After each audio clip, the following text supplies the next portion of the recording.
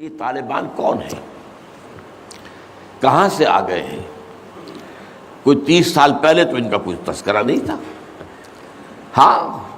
افغانستان میں طالب علموں کو طالبان کہہ دیا جاتا تھا، اس پہلو سے تو وہ موجود تھے، لیکن طالبان ایک سیاسی یا عسکری قوت کی حیثیت سے کیسے منظر پر آئے، اس کے لیے ذرا سرسری سے آپ کو جائزہ لینا ہوگا افغانستان کی تاریخ کے پچھلے 30-35 سالوں کا۔ افغانستان میں آپ کو معلوم ہے کئی سو سال سے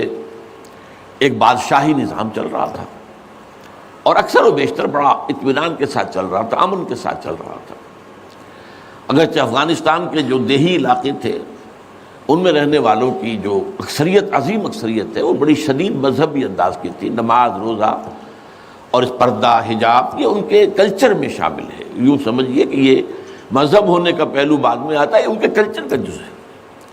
لیکن یہ ہے کہ جو بڑے شہر تھے، خاص طور پر کابل، وہ پوری طرح ویسٹرنائز ہو چکا تھا بادشاہ کے نظام کے تحت۔ جب شاہ ظاہر شاہ آئے تھے ایک دفعہ پاکستان، ان کے ساتھ ان کی بیگم بھی تھی ملکہ، اور وہ اسکرٹ پہنے ہوئے تھی، ٹانگیں ان کی ننگی تھی، تو لوگ بڑے حیران ہوئے تھے، افغانستان، افغان بادشاہ کی بیگم جو ہے، افغان ملکہ اس لباس میں۔ لیکن واقعہ یہی ہے کہ کابل جو ہے پورے طور پر ویسٹرنائز تھا، اکثر و بیشتر وہاں بھی جو لوگ نچلے طبقات میں تھے ان کے اندر ظاہر بات ہے کہ مذہب کا وہ جو کلچر ہے ان کا وہ موجود تھا۔ اس کیفیت میں ایک سڈن چینج آئی جب سردار داؤد خان نے تختہ الٹا ظاہر شاہ کا، اور ان کی لیننگز جو ہیں، رجحان جو ہیں، وہ روس کی طرف زیادہ تھے، لیکن یہ کہ وہ کوئی خالص نظریاتی کمیونسٹ نہیں تھے۔ اس کے بعد آپ کو یاد ہوگا یکے بعد دیگرے کئی قتل ہوئے۔ سردار داؤد کو کسی نے قتل کیا، پھر اس کو کسی اور نے قتل کیا، پھر کسی اور نے قتل کیا، اور اس کے بعد آخر میں کیا ہوا کہ روسی فوجیں اور کرمل جو تھا اس کے ساتھ روسی فوجیں آ گئی۔ تو یہ جو ایک تبدیلی ہوئی ہے، اس کے خلاف جو ہے اسلامی قوتوں کی طرف سے ریزنٹمنٹ آئی، اس لیے کہ اگرچہ ان تبدیلیوں کے دوران کمیونزم جو ہے وہ کم سے کم جو شہری علاقے تھے افغانستان کے، اس میں مضبوط قدم جما چکا تھا۔ پارٹیاں دو تھیں، پرچم اور خلق، لیکن ان دونوں کے درمیان فرق وہی تھا جو رشین ریولوشن میں مونشوکس اور بولشوکس کا تھا۔ پارٹیاں دو لیکن نظریہ ایک، کمیونزم ایک، قیادتیں دو جدا، دو پارٹیاں۔ اسی طریقے سے ان کی پارٹیاں دو تھیں، آپس میں ان کا جو ہے پاور سٹرگل بھی جاری تھی، لیکن کمیونزم کے اوپر وہ بالکل جو ہے پورے متفق تھے۔ اب یہاں پاکستان میں اس کا جو رد عمل ہوا اس کو سمجھیے، جو بہت صحیح ہوا۔ ابھی جب کہ وہ ریزسٹنس شروع ہوئی تھی اور روسی فوجیں نہیں آئی تھیں، ابھی گویا کہ ایک لوکل فینومینا تھا، گویا کہ سب کچھ جو ہے وہ افغانستان کے اندر، جس کو میلٹنگ پاٹ کہتے ہیں، اسی کے اندر تھا۔ تو اس وقت بھی ظاہر بات ہے کہ کمیونزم کے خلاف مسلمانوں کے اندر اور مذہبی مزاج کے لوگوں کے اندر ایک رد عمل شروع ہوا، ریزسٹنس شروع ہوا، اور ان میں خاص طور پر کالجوں اور یونیورسٹیوں کے طلباء کا حصہ بہت زیادہ تھا۔ یہ لوگ جو ہیں یا تو جماعت اسلامی کے زیر اثر تھے، اور یا زیادہ تر جو ہے الاخوان المسلمون کے زیر اثر تھے۔ انہی کے لیڈروں میں حکمت یار تھے، گلبدین حکمت یار، انہی میں احمد شاہ مسعود، اور ان دونوں کی بڑی گہری دوستی تھی، بہت گہرے ایک دوسرے کے ساتھ یہ گویا کہ کامریڈز تھے اور ساتھی تھے۔ پھر استاد ربانی، عبد الرسول سیاف، اس قسم کے لوگ، ان لوگوں نے جو ریزسٹنس موومنٹ شروع کی، تو یہاں بھٹو صاحب نے اس وقت بالکل صحیح قدم اٹھایا۔ ان میں سے بعض لوگوں کو دعوت دی، وہ آئے دارالحکومت میں، بھٹو صاحب کے مہمان رہے، ان کی پیٹھ تھپ کی کہ ٹھیک ہے کرو کوشش، اور یقیناً کچھ نہ کچھ جو ہے انہیں مدد بھی دی ہوگی، لیکن یہ کہ اس کے بارے میں مجھے معلوم کچھ نہیں ہے۔ اندازہ ہے کہ جب بلایا ہے، پیٹھ تھپکی ہے، اس لیے کہ ظاہر بات ہے ان کو معلوم تھا یہ کہ اگر جو ہے یہاں پر کمیونزم آ گیا اور خاص طور پر روس اگر قابض ہو گیا تو پھر اس کا اگلا قدم پاکستان ہے۔ گویا کہ وہ جو صدیوں پرانا خواب ہے روسیوں کا، وہ زار کے زمانے کا خواب ہے کہ سائبیرین ریچ جو ہے وہ بہت ہی چاہتا تھا کہ کسی طریقے سے یہ افغانستان اور پاکستان کو رونگتے ہوئے، اور وہ جو ہے بحیرہ عرب، عریبین سی اور بحر ہند، انڈین اوشن کے گرم پانیوں تک پہنچ جائے۔ لہذا افغانستان میں قدم جم گئے تو ظاہر بات ہے کہ اس کے بعد اگلا ہدف جو ہے وہ پاکستان ہوگا۔ تو یہ صورتحال تھی کہ جس میں بھٹو صاحب نے جو قدم اٹھایا وہ بالکل صحیح تھا۔ بعد میں جب روسی فوجیں آ گئیں، اب ایک ریزسٹنس شروع ہوئی زبردست۔ ان میں سب سے پہلی ریزسٹنس جو ہے وہ در حقیقت جو جہاد شروع ہوا ہے وہ جہاد فی سبیل الحریت تھا۔ اس کی بنیاد مذہبی نہیں تھی بلکہ آزادی، اس لیے کہ افغان قوم جو ہے وہ غلام رہنے کی عادی نہیں ہے، اس کے لیے ذہناً تیار نہیں، جذباتی طور پر تیار نہیں، یہ پوری تاریخ کی حقیقت ہے یہ۔ چنانچہ اسی زمانے میں جب روس کے خلاف جنگ جاری تھی اور جہاد ہو رہا تھا افغانستان میں، تو مارگریٹ تھیچر ایک دفعہ آئی تھی پاکستان کے دورے پر، اور وہ طورخم پر جا کر انہوں نے خطاب کیا تھا کچھ لوگوں سے، جس میں بڑے تاریخی جملے مجھے آج تک یاد ہیں۔ We learnt our lesson and the Russians will also soon learn their lesson۔ Afghanistan کے بارے میں ہم نے سبق سیکھ لیا تھا، ہم نے بار بار فوج کشی کی اور فتح کیا، لیکن اپنا قبضہ برقرار نہیں رکھ سکے۔ اسی طریقے سے بالفرض اگر روس نے قبضہ کر بھی لیا تو وہ یہاں رہ نہیں سکے گا۔ یہ سبق جو ہے ہم نے تو سیکھ لیا ہے، روسی بھی سیکھ لیں گے۔ بہرحال اس وقت جو صورتحال پیدا ہوئی اس میں ایک فیکٹر جو نیا آیا اس کو ذہن میں رکھیے۔ اس وقت پورے عالم اسلام میں احیاء اسلام اور نفاذ شریعت کا ایک جذبہ پروان چڑھ رہا تھا۔ یہ جذبہ شروع ہوا ہے کب؟ جب کہ کولونیل رول کا بستر طے ہونا شروع ہوا۔ یہ یورپین جو پاورز تھی انہوں نے اپنا بستر رول کرنا شروع کیا، تو جیسے جیسے مسلمان ممالک آزاد ہوئے ان کو یاد آیا، جیسے آدمی کو نیند سے اٹھے تو یاد آیا کہ میں نے کوئی خواب دیکھا تھا، یاد آیا کہ ہمارا بھی تو ایک نظام ہوتا تھا نا، یا انگریزوں کے آنے سے پہلے، یا ولندیزیوں کے آنے سے پہلے، یا فرانسیسیوں کے آنے سے پہلے، یا اطالویوں کے آنے سے پہلے، یا اسپینیئرز کے آنے سے پہلے، یہ آخر ہمارا ایک نظام تھا، تو اب ہم اس نظام کو دوبارہ قائم کریں۔ یہ ایک جذبہ تھا، اگرچہ مبہم تھا، واضح نہیں تھا، اور یہ کہ آج کے دور میں اسلامی نظام کیا ہوگا، کیسے ہوگا، اس کے کوئی واضح تصورات نہیں تھے، لیکن جذبہ موجود تھا۔ اسی کو علامہ اقبال نے جو ہے ابلیس کی زبان سے کہلوایا ہے، وہ ابلیس کی مجلس شورا میں، کہ ہے اگر کوئی خطر مجھ کو تو اس امت سے ہے، نہ مجھے جمہوریت سے کوئی اندیشہ ہے، ہم نے خود شاہی کو پہنایا جمہوری لباس، یہ تو ہم نے خود ہی اس کو ایک لباس اڑا دیا ہے شاہی کو، اور اسے جمہوریت کا رنگ دے دیا ہے۔ وہ انڈیویجول ساورنٹی کی بجائے ایک پاپولر ساورنٹی، کلیکٹیو ساورنٹی، وہ شرک جو کا تو ہے، کفر جو کا تو ہے، اور نہ مجھے اشتراکیت سے کوئی اندیشہ ہے۔ کب ڈرا سکتے ہیں مجھ کو اشتراکی کوچہ گرد؟ ہاں ہے اگر کوئی خطر مجھ کو تو اس امت سے ہے جس کی خاکستر میں ہے اب تک شرار آرزو۔ یہ جو جذبہ تھا اور یہ جو تڑپ تھی، یہ اگرچہ پورے عالم اسلام میں تھی، لیکن کہیں بھی اس کی کوئی کامیابی کی صورت نظر نہیں آ رہی تھی، جذبہ موجود تھا۔ اس وقت ایسا ہوا کہ جہاد افغانستان کو ایک تو اس جذبے نے سپورٹ کیا، اور یہ جذبہ کھنچ کر آیا کہ شاید ہاں افغانستان کے اندر اب یہ کام عملاً ہو جائے گا۔ اس لیے پوری دنیا سے لوگ آئے، والنٹیئرز آئے، انہوں نے جانیں دی، انہوں نے وہاں پر محنتیں کی، اپنے کوئی انڈونیشیا سے چلا آ رہا ہے، کوئی برما سے چلا آ رہا ہے، کوئی فلسطین سے چلا آ رہا ہے،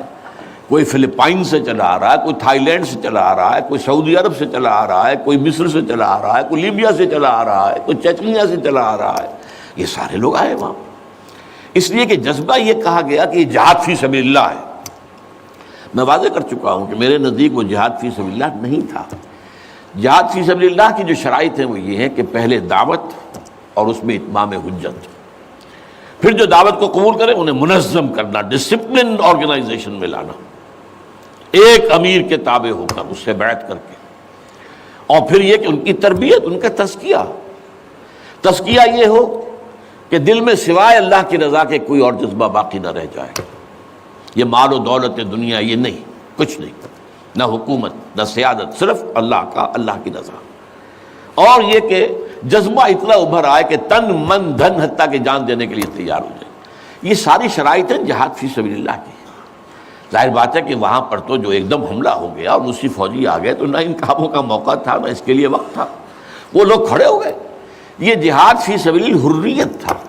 آزادی کا جہاد، اور مسلمان جب آزادی کا جہاد کرتا ہے تو وہ بھی جہاد فی سبیل اللہ ہی کی ایک قسم ہے، جائز جہاد ہے، اس میں جان دینا بھی شہادت ہے، اگرچہ وہ جو ایک مثبت جہاد فی سبیل اللہ وہ تو ہمیں سیرت صحابہ اور سیرت النبی صلی اللہ علیہ وسلم میں اس کا پورا نقشہ ملتا ہے۔ بہرحال ایک تو یہ کہ وہ کشش ان کو کھینچ کر لائی، دوسری طرف امریکہ نے وہ یہ چاہتا تھا کہ اسے نظر آ گیا کہ روس سے ایک تو جو بڑا پرانا اکاؤنٹ ہے، یعنی یہ کہ جو ویتنام میں روسیوں کے ہاتھوں شکست کھائی تھی امریکہ نے اور بھاگا تھا وہاں سے، تو گویا کہ اس کا بدلہ لینے کا یہ سنہرا وقت آ گیا ہے، اس سے بھرپور فائدہ اٹھایا جائے، اور یہ کہ اگر ہو سکے تو شاید اس حد تک بھی ان کے خیال میں ہو کہ یو ایس ایس آر کو ختم کر دیا جائے۔ میرے خیال میں ایسا نہیں تھا، وہ یہ نہیں سمجھتے تھے کہ یو ایس ایس آر ختم ہو جائے گا، لیکن یہ کہ بہت کمزور ہو جائے گا اور یہ کہ اس کی بلیڈنگ ہو جائے گی۔ اس کے لیے اس نے اس جہاد کا غلغلہ دوسروں سے بڑھ کر، مسلمانوں سے بڑھ کر جو ہے دنیا میں بلند کیا، اور ان جہادی لیڈروں کا کردار بنایا پوری دنیا میں، ان کی شخصیت کی امیجز بنائی ہیں۔ احمد شاہ مسعود کو دی لائن آف پنشیر پوری دنیا کے اندر اس کے بارے میں جو ہے وہ دھاک بٹھائی گئی، تاکہ یہ لوگ زیادہ سے زیادہ لوگ آ جائیں، والنٹیئر مل جائیں۔ ہمارا آدمی تو کوئی نہیں مرے گا، ہم تو پیسے دیں گے اور ہتھیار دیں گے، مریں گے یہ مسلمان مریں گے، چاہے وہ افغان ہیں چاہے باہر سے آنے والے ہیں۔ تو وہ جو غلغلہ جہاد کا تھا، اور اس میں گویا کہ ایک طرح سے امریکہ کے اس ایجنڈے کو نہ جانتے ہوئے نہ سمجھتے ہوئے گویا کہ لا علمی میں جو تقویت پہنچائی وہ ایسے لیڈروں نے جن میں بن لادن بھی ہیں، وہ جہاد کے لیے لوگوں کو کھینچ کر علم مبارک سے لے کر آئے، ان میں عبداللہ ابن عزام بھی تھے شہید رحمۃ اللہ علیہ، انہی میں عمر عبد الرحمن ہے جس وقت امریکہ کی جیل میں پڑے ہوئے۔ یہ سب لوگ کیا تھے؟ جہاد کے نام پر دنیا سے لوگوں کو لے کر آ رہے تھے، اور اس میں گویا کہ نہ جانتے ہوئے ان نوئنگلی وہ امریکہ کے اعلی کار بن رہے تھے۔ بہرحال اس میں نتیجہ جو نکلا، مجاہدین جب مجاہدین کو فتح ہو گئی، ظاہر بات ہے اس میں دونوں فیکٹرز ان میں رکھیے، صرف مجاہدین کی سرفروشی اور جاں فشانی نہیں، امریکہ کے ہتھیار نے یقیناً اس میں ایک بڑا ڈیسائسو رول پلے کیا، خصوصاً تازہ ترین ہتھیار اسٹنگر میزائل جسے دنیا جانتی نہیں تھی وہ دے دیا، اور اصل میں جو روسی فوج جو ہے دل برداشتہ ہو کر بھاگی ہے اس میں اسٹنگر میزائل کا بہت بڑا دخل تھا، کیونکہ ان کا سب سے بڑا ہتھیار تھا جو وہ گن شپ ہیلی کاپٹرز لے کر آتے تھے، اور وہ ظاہر بات ہے جہاں پہاڑوں کے اوپر بھی مورچے لگائے ہوئے تھے وہاں ظاہر بات ہے ٹینک تو نہیں پہنچ سکتے تھے، کوئی اور بمباری وہاں کرنا مشکل تھی، تو یہ گن شپ بڑے جہازوں سے بہت نیچے آ کر بمباری بھی ممکن نہیں تھی، تو گن شپ ہیلی کاپٹر سے جو بمباری وہ کرتے تھے، فائرنگ کرتے تھے، وہ ان کا سب سے بڑا ہتھیار تھا، اور اس کو بالکل ختم کر کے رکھ دیا اسٹنگر میزائل نے، کہ میزائل آپ نے داغا ہے تو وہ یہ نہیں ہے کہ ہدف سے اگر نہ لگے ہدف پر تو ادھر ادھر ہو جائے گا، نہیں، جدھر وہ ہدف جائے گا اس کا پیچھا کرے گا، اس کے پیچھے پیچھے جائے گا، جدھر وہ مڑے گا ادھر وہ مڑ جائے گا، دور مال کفر ہے سودار، جیسے وہ کفر جو ہے جو رخ موڑ لے تم بھی رخ موڑ لو، اور وہ تباہ کر دیتا تھا گن شپ۔ تو یہ بہرحال جو بھی شکست ہوئی روس کو اور وہاں سے من چلا گیا، تو اس کے بعد امریکہ بھی فوری طور پر وہاں سے غائب ہو گیا۔ اس نے مجاہدین کے اندر گروپ بندی، باہمی کشاکش، یہاں تک کہ باہمی دشمنی کے بھی بیج بو دیے تھے، اور اس میں آئی ایس آئی بھی رول اس نے پلے کیا ہے۔ آئی ایس آئی یہ چاہتی تھی کہ یہاں کوئی ایک مضبوط ایسی حکومت نہ بن جائے کہ جو ہمارے پھر کنٹرول میں نہ رہے، لہذا آئی ایس آئی والوں کا جو بھی رول ہوگا نیتی سے پاکستان کے لیے، لیکن یہ مجھ سے ایک مجاہدین لیڈرز میں سے ایک صاحب نے خود کہا کہ ہمیں لڑوایا آئی ایس آئی نے، میں نہیں کہہ سکتا کتنی اس میں درستی ہے اور کتنی غلطی ہے، لیکن امریکہ نے یہ کیا کہ لڑا کر ان کو بجائے اس کے کہ کوئی حکومت وہاں قائم کرواتا اور آرام کے ساتھ وہاں سے رخصت ہوتا، اس حکومت کو مستحکم کر کے، جیسے کہ وہ اپنا سر توڑ زور لگا رہا ہے عراق کے اندر کہ یہاں کوئی حکومت جو ہے وہ قائم ہو جائے، مستحکم ہو جائے، پھر یہاں سے ہم رفتہ رفتہ نکلے، وہ فوراً بھاگے، آپس میں وہ جو ہے دشمنی کے بیج بو کر۔ نتیجہ کیا نکلا؟ وہ جہاد فی سبیل اللہ فساد فی سبیل اللہ بدل گیا۔ وہ تباہی آئی ہے افغانستان پر جو پہلے نہیں آئی تھی، روسیوں کے ہاتھوں نہیں آئی تھی، خاص طور پر کابل میں اصل تباہی و بربادی جو خانہ جنگی سے آئی ہے۔ اور اس کا ایک اور نتیجہ یہ نکلا کہ مختلف علاقوں میں وار لارڈز نے اپنی چھوٹی چھوٹی حکومتیں ریاستیں قائم کر لی۔ وار لارڈز، ہتھیار ان کے پاس ہیں، اور وہ ہتھیار جو ہیں اس جنگ کے اندر امریکہ کے دیے ہوئے ان کے پاس بہت کافی جو ہے ابھی موجود تھے، ان کا اسلحہ خانہ تھا، تو اپنے علاقے معین کر لیے۔ اور وہاں یہ ہے کہ انہوں نے ٹیکس لینے شروع کی، جگہ ٹیکس، جو بھی گاڑی گزرے، بس گزرے، کوئی منی بس گزرے، کوئی ٹیکسی گزرے، ٹیکس دو۔ یہاں سے نکل کر اگلے میں گئے تو وہاں پھر ٹیکس دو، وہاں سے نکل کر اگلے کوئی وار لارڈ کا علاقہ آ گیا وہاں ٹیکس دو۔ اور نہ صرف یہ کہ ٹیکس، بلکہ وہ یہ بھی کہا جاتا ہے کہ وہ خوبصورت عورتوں کو بھی اتار لیتے تھے اور خوبصورت لڑکوں کو بھی اتار لیتے تھے۔ یہ جو صورتحال تھی، اس سے افغان لوگوں کا کہ ناک میں دم آ گیا، سخت پریشان ہو گئے۔ اچھا، یہ جو میں نے کہا ہے کہ یہ امریکہ نے جو مجاہدین کی قیادت تھی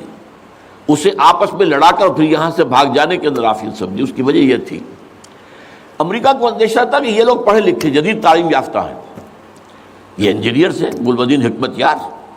احمد شاہ مسعود، استاد ربانی بڑے عالم ہیں، فاضل ہیں، عبد الرسول سیاب الازہر کے پڑھے ہوئے تھے، اسی طریقے سے صبغت اللہ جو ہیں وہ بھی بڑے عالم آدمی تھے اور پڑھے لکھے آدمی تھے، جدید تعلیم یافتہ بھی اور قدیم تعلیم یافتہ بھی۔ تو اس اعتبار سے انہیں اندیشہ تھا ان لوگوں کی حکومت بن گئی اگر تو یہ ایک ماڈرن اسلامک اسٹیٹ بنا دیں گے، اور یہ وہ شے ہے جو ہمارے لیے سب سے زیادہ خطرناک، سب سے زیادہ ناپسندیدہ معاملہ ہوگا، اس لیے کہ اگر واقع طرح ماڈرن اسلامک اسٹیٹ وجود میں آ گئی تو ہمارے نظام کا خاتمہ ہو جائے۔ وہ تو یہ کہ سورج طلوع ہوتا ہے تو تاریکی تو جائے گی، رات کو تو جانا ہی جانا ہے، وہ تو جب تک سورج طلوع نہیں ہوتا رات کی تاریکی ہے، یہ انہیں اندازہ تھا خوب۔ بہرحال اس لیے انہوں نے خاص طور پر ان کو آپس میں لڑایا بھی۔ اس کے بعد یہ ہے کہ جب افغانستان کے لوگوں کے ناک میں دم آ گیا تو اب یہ ایک مرد مجاہد ملا عمر کھڑا ہوا، وہ کوئی بڑا عالم دین نہیں بلکہ پوری طرح جو ہے وہ تعلیم یافتہ بھی نہیں ہے، عربی مدارس وغیرہ سے، اور ان کے ساتھ عربی مدارس کے طلباء طالبان وہ کچھ کھڑے ہو گئے، کمر کس لی کہ اب یہاں کسی طرح امن قائم کیا جائے۔ یہ پکار ایسی تھی کہ جو گویا کہ افغانوں کے دل کی پکار تھی، تنگ آئے ہوئے تھے ان وار لارڈ سے اور ان کے مظالم سے اور ان کے استحصال سے، لہذا وہ جہاں گئے ان کا استقبال ہوا۔ بہت سے لوگوں نے اپنے ہتھیار ان کے حوالے کر دیے، یہاں تک کہ گلبدین حکمت یار جو بالکل کابل کے پاس پڑا ہوا تھا اپنی فوجیں لے کر، اور گویا کہ وہ کسی فائنل اسالٹ کی تیاری میں تھا، جب یہ آئے ہیں تو اس نے راستہ دے دیا اور خود پیچھے ہٹ گیا۔ اس طریقے سے یوں سمجھیے کہ در حقیقت افغانستان میں ان طالبان کی حکومت جو ہے یہ گاڈ گیون ہے۔ وہ جو ایک شعر ہے کہ خود بخود تیار ہے پکے ہوئے پھل کی طرح، دیکھیے گرتا ہے آخر کس کی جھولی میں فرنگ۔ تو یہ حالات نے اس درجے صورت اختیار کر لی تھی کہ یہ طالبان کو کوئی ریزسٹنس نہیں ملی اور ان کی جو ہے ایک حکومت قائم ہو گئی، بلکہ یہ گویا کہ اللہ تعالیٰ کی جو ہے حکمت کا ایک ظہور ہوا ہے۔ اس میں امریکہ نے اور امریکہ کے کہنے پر پاکستان نے، سعودی عرب نے، امارات نے طالبان کو سپورٹ کیا۔ بے نظیر کی حکومت تھی، کہاں بے نظیر جیسے سیکولر ذہن کی اور آزاد خیال قسم کی عورت، کہاں طالبان مولوی ملاٹے ان کے خیال کے مطابق۔ سعودی عرب نے امریکہ کے حکم سے مدد دی، امارات نے مدد دی، پاکستان نے تسلیم کر لیا، سعودی عرب نے تسلیم کر لیا اور امارات نے تسلیم کر لیا۔ ان کی جو ہے ایمبیسڈرس وہ آ کر یہاں بیٹھ گئے۔ اس کی وجہ کیا ہے؟ امریکہ سمجھتا تھا یہ ٹھیک نہیں، ملا ملاٹے ہیں، انہیں کوئی دنیا کا تو علم ہے نہیں، یہ جانتے ہی نہیں، لہذا ان سے کھیلنا آسان ہے، انہیں ہم اپنی انگلیوں پر نچائیں گے، ان کو کٹ پتلی بنا لیں گے۔ اس پہلو سے انہوں نے کہا کہ یہ اچھا ہے، یہ لوگ اگر آ جائیں تو ٹھیک ہے، وہ خطرہ نہیں ہے کہ یہاں کوئی ایک ایسا اسلامی نظام سامنے آ جائے جو جدید دنیا کے تمام تصورات و تقاضوں کو بھی پورا کرتا ہو اور کتاب و سنت کے تقاضوں کو بھی پورا کرتا ہو، اس کا کوئی اندیشہ نہیں ہے، لہذا انہیں مدد دی۔ لیکن ہوا کیا؟ دو کام ایسے ہوئے ہیں کہ ایک تو افغانستان کے 90% علاقے پر قبضہ جو ہوا تو امن، کلی امن، چوری ختم، ڈکیتی ختم، زنا بالجبر ختم، زنا ختم، تو اب آنکھیں کھل گئی امریکہ کی یہ کیا ہو رہا ہے؟ اور ملا عمر کے ایک حکم پر پاپی کی کاشت زیرو۔ اب یہ ہے کہ کفر کے ایوانوں میں پوری دنیا میں خطرے کی گھنٹیاں بجیں۔ یہ معاملہ کیا ہے؟ نارضت عشق کے خونی جگرے پیدا شد، حسن لرزید کے صاحب نظرے پیدا شد۔ یہ تو ہم جس سے ڈر رہے تھے، جس کا ہمیں خوف تھا، جس کا ہمیں اندیشہ تھا، وہ تو حقیقت سامنے آ رہی ہے۔ ابھی تو پورا نظام کی کوئی بات نہیں ہے، ابھی تو انہوں نے چند سزائیں نافذ کی ہیں، اس سے زیادہ تو ابھی ان کا کانسیپٹ بھی کوئی نظر نہیں آیا۔ ہم خود جب گئے ہیں وہاں پر، میں ایک وفد لے کر گیا ہوں، تو نہ ان کے ذہن میں کوئی سیاسی نظام کا کوئی واضح تصور تھا، نہ میں نے ان سے پوچھا آپ کی کوئی پارلیمنٹ مجلس شورا مجلس سے ملی کہ نہیں کوئی نہیں ہے، نہ کوئی معاشی نظام کا ان کے سامنے نقشہ تھا۔ میں نے پوچھا کہ آپ کے یہاں بینک ہیں کہ نہیں ہے، میں نے کہا آپ اپنا پیسہ کہاں رکھتے ہیں؟ ہمارے پاس پیسہ ہے ہی نہیں۔ مطلب یہ کہ یہ کوئی نظام کی بات تھی نہیں، لیکن یہ کہ چوری کا ہاتھ کاٹنا، زنا کی سزا دینا، رجم کرنا، قتل کے بدلے قتل علی الاعلان میدان کے اندر، اور سر جو ہے قلم کرنا یا سینے کے اندر۔ ایک صاحب نے جو کہ آئی وٹنس تھے، انہوں نے دیکھا تھا کہ ایک شخص نے ایک دوسرے شخص کو قتل کیا سینے میں خنجر بھونک کر۔ اب اس کو پکڑ کر رسیوں سے باندھ کر لا کے ڈال دیا گیا اسٹیڈیم کے اندر، کھلا اور ٹھٹ لگے ہوئے لوگوں کے دیکھ رہے ہیں، اور اس کی بیوی سے، مقتول کی بیوی کے ہاتھ میں خنجر دے کر کہا گیا بھونکو اس کے سر، اس کے سینے کے اندر، اس نے کیا۔ اب یہ جو مناظر ہیں ان کو دیکھنے کے بعد کیا کہیں کوئی جرم رہ جائے گا؟ جیسے کہ اس سے پہلے بھی تھا معاملہ دنیا کے سامنے کہ سعودی عرب جو ہے وہ کرائم فری ایک معاشرہ بن گیا تھا جب سے وہاں پر اسلامی جو حدود اور تعزیرات نافذ ہوئی۔ یہ معاملہ انہوں نے دیکھ لیا کہ یہ تو ہو گیا، تو اس اعتبار سے ان کو جو ہے اب بڑی شدید خطرے کی بات ہوئی۔ البتہ یہ ضرور نوٹ کر لیجئے کہ اس ابتدائی عرصے میں طالبان سے کچھ غلطیاں بھی ہوئیں۔ پہلی بات تو یہ کہ نہ ان کی کوئی تعلیم ہوئی تھی، نہ تربیت ہوئی تھی، نہ تنظیم ہوئی تھی، نہ کوئی ڈسپلن قائم تھا، یہ تو موب تھا، لہذا ان سے بڑی بڑی غلطیاں ہوئیں۔ مثلاً مزار شریف میں ایران کے سفارت خانے پر حملہ کیا، سفارتکاروں کو قتل کر دیا۔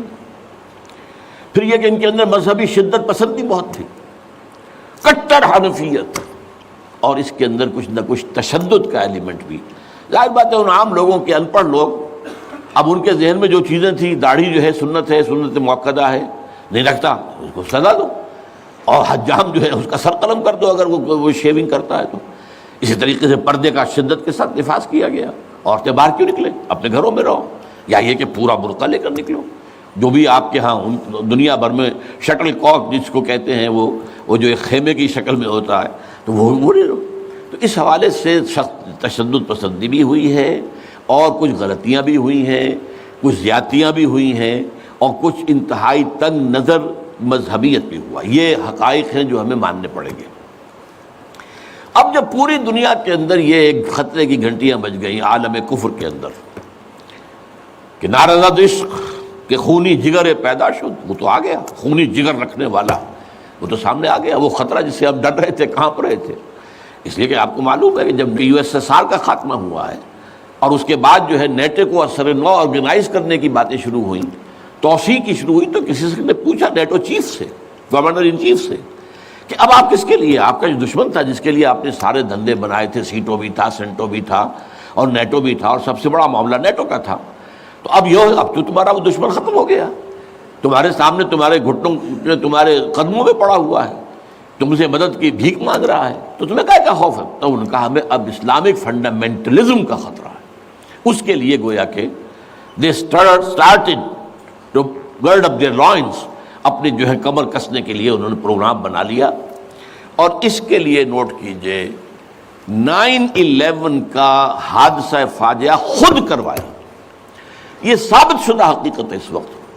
اس میں طالبان کا تو خیر 0% بھی کوئی امکان نہیں، اس میں القاعدہ کا بھی کوئی حصہ نہیں۔ یہ ضرور معلوم ہوتا ہے کہ ان میں جن لوگوں کو انہوں نے اپنے آگے رکھ لیا تھا دنیا کو دکھانے کے لیے، کچھ نوجوان قسم کے جو پائلٹس تھے جنہوں نے چھوٹے چھوٹے جہازوں پر، چڑیوں جیسے جہازوں پر تربیت حاصل کی تھی، دکھانے کے لیے انہوں نے کیا ہے یہ، ان میں سے کسی کا تعلق غالباً کوئی تعلق تھا جو کہ اسامہ ابن لادن کے ساتھ، جس پر کہ ان کو اس نے یہ کہہ دیا تھا کہ عنقریب ایک بہت بڑا واقعہ ہوگا، بس اس حد تک بات صحیح ہے، باقی قطعاً کوئی نہ اسامہ ابن لادن کا حصہ۔ یہ کروایا موساد نے، نیو کونز نے، CIA نے۔ کیوں کروایا؟ اس لیے کہ ان کے سامنے اب افغانستان کے اندر ایک بہت بڑی فوج کشی کرنے کے لیے ایک بہت بڑی طاقت کی ضرورت ہے، اور یہ بہت بڑی طاقت جو ہے اس کے لیے امریکہ کا جو پبلک اوپینین ہے تیار نہیں ہوگا جب تک کہ اتنا بڑا کوئی حادثہ نہ ہو جائے، اور دنیا کی بھی بڑی کولیشن نہیں بنے گی جب تک کہ اتنا بڑا کوئی حادثہ نہ ہو جائے۔ یہ انہوں نے خود کرایا، اس لیے کہ اس سے پہلے یہ ایک اور بات جو ہے وہ بیچ میں آ گئی ہے، لیکن میں بیان کر دوں کہ یہ تو 90s کے اندر، لیٹ 90s میں بات ہو گئی تھی کہ امریکہ میں جو ٹاپ کے تھنک ٹینکس تھے وہ سوچ رہے تھے کہ 21ویں صدی میں امریکہ اس گلوب کی سپریم سپر پاور کیسے رہے، اپنی اس پوزیشن کو جو حاصل ہو گئی ہے اس وقت اور بھی مضبوط کرے۔ ابھی رشیا اور چائنا تو اس کے دائرہ اقتدار سے باہر ہے، ابھی بھارت بھی تقریباً باہر ہے، لیکن آگے بڑھا کر گلوبل پوری طرح، اور کیسے ہو یہ کہ اسے برقرار کیسے رکھے۔ تو اس پر ان کے تھنک ٹینکس تھے، اور اسی پر ان کا ایک مقالہ شائع ہوا تھا، امریکہ نیڈز اے پرل ہاربر۔ امریکہ کو ایک پرل ہاربر جیسے واقعے کی ضرورت ہے۔ اب یہ تاریخی بات سمجھ لیجئے، امریکہ دوسری عالمگیر جنگ تک، سیکنڈ ورلڈ وار تک انٹرنیشنل معاملات میں کبھی آیا ہی نہیں تھا۔ وہ تو بڑے آرام سے تھا، دو اوشنز کے درمیان، ادھر اٹلانٹک ہے ادھر پیسیفک ہے، ظاہر بات ہے کہ قریب کوئی دشمن ہے ہی نہیں، لہذا اسے تو اپنا معیار زندگی بہتر بناؤ، اپنے حالات بہتر بناؤ، اپنے انوائرمنٹس بہتر بناؤ، اپنا یہ کرو اپنا وہ کرو، بس۔ سیکنڈ ورلڈ وار میں بڑی شدید ضرورت پیدا ہوئی الائز کو، جب جرمنی اور جاپان جو ہے بھرکس نکال رہے تھے کہ کسی طرح امریکہ کو آمادہ کیا جائے۔ چرچل بھی گیا، اس نے بھی خوشامدیں کی، یہ بھی کہا جان لو اگر ہم ختم ہو گئے تو نیکسٹ باری تمہاری ہوگی، پھر یہ نازی جو ہے تمہیں چھوڑیں گے نہیں۔ پھر بھی وہاں کی پبلک اوپینین جو ہے موبلائز ہونے کو تیار نہیں تھی۔ اب اس کے اوپر ایک کام یہ ہو گیا، جاپانیوں نے بہت بڑا بلنڈر کیا، پرل ہاربر پر، ایک بہت دور دراز کی وہ بندرگاہ تھی جہاں امریکہ کا ایک بہت بڑا جو نیوی کا بیس تھا، اچانک اس پر حملہ کیا، بے شمار ان کے جہاز جو ہے غرق کر دیے، بے شمار لوگ مارے گئے، اور بے شمار لوگ جو ہیں وہ زخمی ہوئے یا یہ کہ معذور ہوئے۔ اس پر غصہ چڑھا ہے امریکہ کو، اور وہ سویا ہوا شیر جاگا ہے، اور اس پر پھر وہ سیکنڈ ورلڈ وار میں آیا میدان میں، اور ظاہر بات ہے کہ جرمنی کو شکست اسی نے دی ہے، اور یہ ہے کہ اسی کی فوجیں تھی کہ جو اتری ہیں نارمنڈی کے ساحل کے اوپر، اور اس کے بعد جو ہے پاسا پلٹا جنگ کا۔ تو اس اعتبار سے یہ خیال کیا گیا کہ کوئی نہ کوئی پرل ہاربر جیسا حادثہ اگر نہیں ہوگا تو امریکن پبلک اوپینین نہیں کھڑی ہوگی، نہ وہ خرچ جو ہے وہ اس کے لیے وہ منظوری دینے کو تیار ہوں گے۔ آخر billions and billions and billions کا معاملہ ہوتا ہے، یہ کوئی ملینز کا تو نہیں ہوتا، لہذا اس کے لیے ظاہر بات ہے کہ وہ کانگریس اور سینیٹ اور یہ سب جو ہے یہ اگر اس کے لیے منظوری دیں تبھی تو ہوگا نا۔ تو امریکہ نیڈ سے پرل ہاربر، یہ بات ذہن میں رکھیے۔ اس لیے انہوں نے خود وہ پرل ہاربر امریکہ میں کرایا، اور اس میں پھر پوری دنیا میں دہشت گردی کا خطرہ اور دہشت کا خوف، اور سب سے بڑھ کر امریکہ میں جو سیکیورٹی میجرز لیے گئے ہیں امریکہ میں، ان کا آپ تصور نہیں کرتے، بلینز اور بلینز آف ڈالرز جو ایک شخص کی طرح سے لی جا رہی ہے۔ فون ٹیپ کرنے کی بھی اجازت دے دی گئی، جو امریکہ میں نہیں تھا۔ وہاں جو پرسنل آزادیاں تھیں، انفرادی آزادیاں، ان کا بڑا چرچا تھا، وہ تو ان کا بڑا چیمپئن تھا، لیکن یہ کہ سارا جو ہے ان کی پرائیویسی کا بھی بیڑا غرق، ان کا یہ سب کچھ، ان کے اوپر پابندیاں، اور جو کچھ بھی باہر سے آنے والے ہیں ان کا جس طریقے سے وہ اپنے ایئرپورٹس کے اوپر جو ہے تقریباً نیم برہنہ کر کے ان کی جو ہے تلاشی لینا، یہ سارا کچھ، اور اس پر جو انہوں نے اپنے پورا نظام بنایا انٹیلیجنس کا اور معلومات پہنچانے کا، اس کے اوپر ان کا بے شمار خرچ ہوا۔ بہرحال اس میں عیسائیوں کی صلیبی جنگ کا جذبہ بھی شامل کر دیا گیا۔ ایک امریکہ کی supreme soul, supreme power on earth ہونے کا مقصد۔ نمبر 2، صلیبی جنگ کا جذبہ سویا ہوا، اسے بھی جگایا۔ یہ بش نے بھی کہا تھا، لیکن بعد میں اس نے کہا غلطی ہو گئی، اس نے وہ لفظ واپس لیا تھا، کروسیڈ۔ لیکن یہ ہے کہ فلاڈلفیا، یہ جو امریکہ کا ایک اہم شہر ہے، وہاں سے ایک شائع ہوتا ہے ماہنامہ فلاڈلفیا ٹرمپٹ، اس کے مدیر نے، یہ پروٹیسٹنٹس کا ہے، اور جو ایونجلسٹ کہلاتے ہیں وہاں پر، جو کہ خاص طور پر پرچارک ہیں انجیل کے، یہ ان کا رسالہ ہے۔ اور انہوں نے یہ لکھ دیا تھا، یہ میں نے اپنے 2 کتابچوں میں کور پر شائع کیا ہوا ہے، وہ بہت خوبصورت، کہ ڈوم آف دی راک جو ہے، جو گنبد سقرا ہے، تو اس کے اوپر جو ہے بڑا خوبصورت تصویر دے کر کہ many people think that crusades are a thing of the past, over forever, but they are mistaken۔ تو دنیا میں تیاری ہو رہی ہے لاسٹ کروسیڈ کی، یہ اس کے اپنے الفاظ ہیں، اور یہ پورا ایک مکتبہ فکر ہے، ایک پورا ان کا جو ہے بہت آبادی کے اندر بہت انفلوئنشل حصہ ہے۔ پروٹیسٹنٹ کے اندر خاص طور بیپٹسٹ کے اندر ایونجلسٹ، یہ نیو کونس یا بورن اگین کرسچنز، یہ اصطلاحات جو ہیں اگر آپ پڑھتے ہوں، یہ سب ایک طبقہ ہے جو اصل اعلی کار ہے یہودیوں کا۔ بہرحال تو اس نے صلیبی جنگ کا بھی جذبہ شامل کر دیا، جس کا نتیجہ کیا نکلا؟ تاریخ انسانی کی عظیم ترین کولیشن بنی ہے۔ کبھی دنیا میں اتنی بڑی کولیشن نہیں بنی جتنی افغانستان کے خلاف بنی۔ امریکہ ہے، یورپ ہے، باقی ساری جو مغربی قوتیں ہیں، اور ادھر یہ ہے کہ رشیا کی بھی آشیرواد حاصل ہے، چائنا کی بھی آشیرواد حاصل ہے۔